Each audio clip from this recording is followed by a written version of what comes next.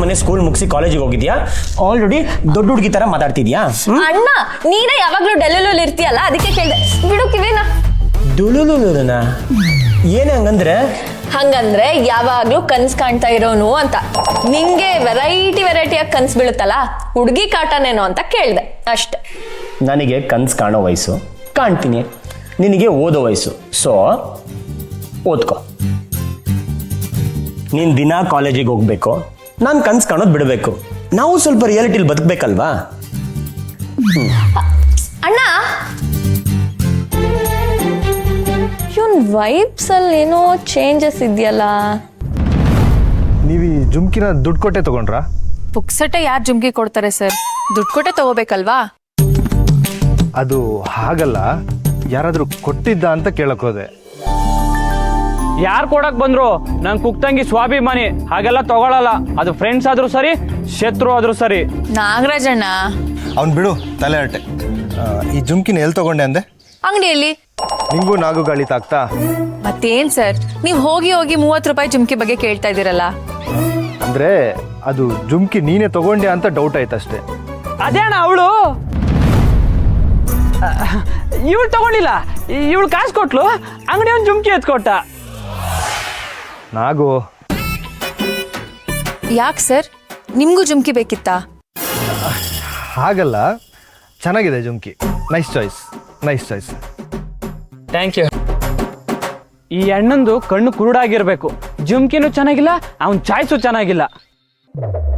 ಹೌದು, ನೀನ್ ಯಾಕೆ ಅಣ್ಣಂಗೆ ಹೇಳ್ಬೇಡ ಅಂದೆ? ಇನ್ನೇನ್ ಮತ್ತೆ, ವಿಕ್ಕಿ ವಿಷಯನ ಊರೆಲ್ಲ ಡಂಗೂರ ಸಾರ್ಬೇಕು ಅನ್ಕೊಂಡಿದ್ದೀರಾ? ಅದೆಲ್ಲ ಏನು ಬೇಡ, ಸುಮ್ಮನೆ ಹೋಗಿ. ಇಟ್ಕೋ.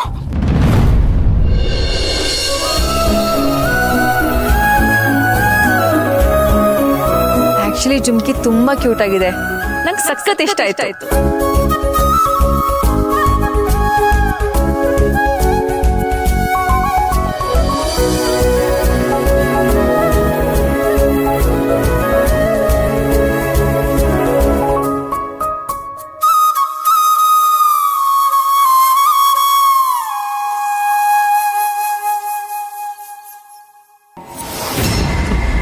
ಆಂಟಿ, ನೀವು ಹೇಳ್ದಾಗೇನೆ ವಿರಾಜ್ ಹತ್ರ ಮದುವೆ ಬಗ್ಗೆ ಮತ್ತೊಂದ್ಸಲ ಮಾತಾಡಿ ನೋಡಿದೆ.